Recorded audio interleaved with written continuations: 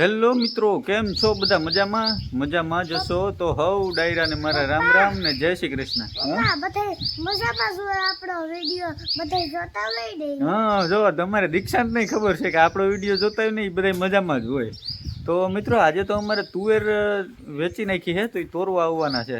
તો તોરવા આવી ગયા, તો ચાલો હું તમને એ બતાવું. તો હાલ દીક્ષાંત આપણે તુવેર જોખે ને જાય.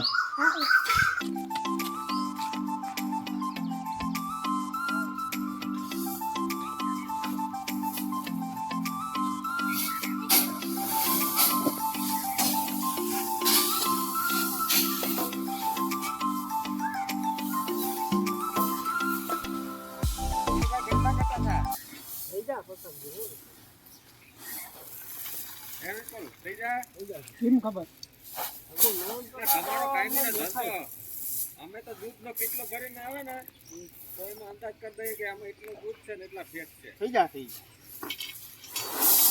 48 થઈ જાય તો ગણાય. હા, એ કદાચ પસાની અંદર રહી એમ કદાચ એમાં શું છે કે એમાં છે ને આવો કઈ મોટા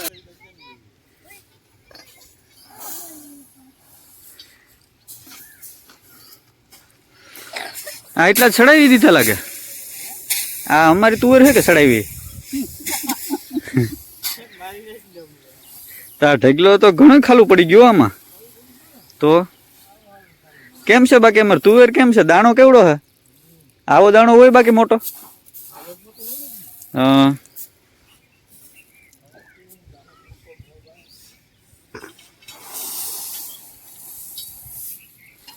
હરખી જોગજો, પસા કટા થઈ જ જવો જોઈએ. એ પ્રમાણે ભરજો. હે જોઈ નહોતી? કેટલા 20 છે ને? હા, તો 50 થઈ જ જાય. આટલામાં 30 તો થઈ જ જાય ને. એમાં બીજી વાત ન હોય, 50 થઈ જ જાય. હાલો શરત મારવી.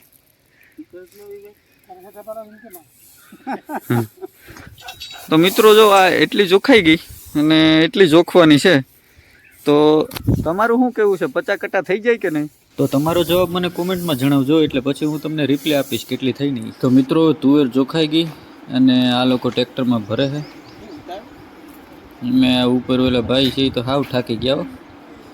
એક તો જોખવી આખી પીડી ને અને એમાં પાછા ટ્રેક્ટર ઉપર ચડાવ્યા.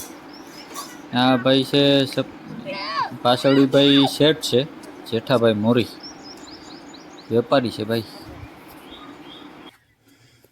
હવે તુવેર ભરાઈ ગઈ ટ્રેક્ટરમાં અને ટ્રેક્ટર જોવો જાય છે. હવે અહીંથી સીધું યાર્ડમાં વયું જાય.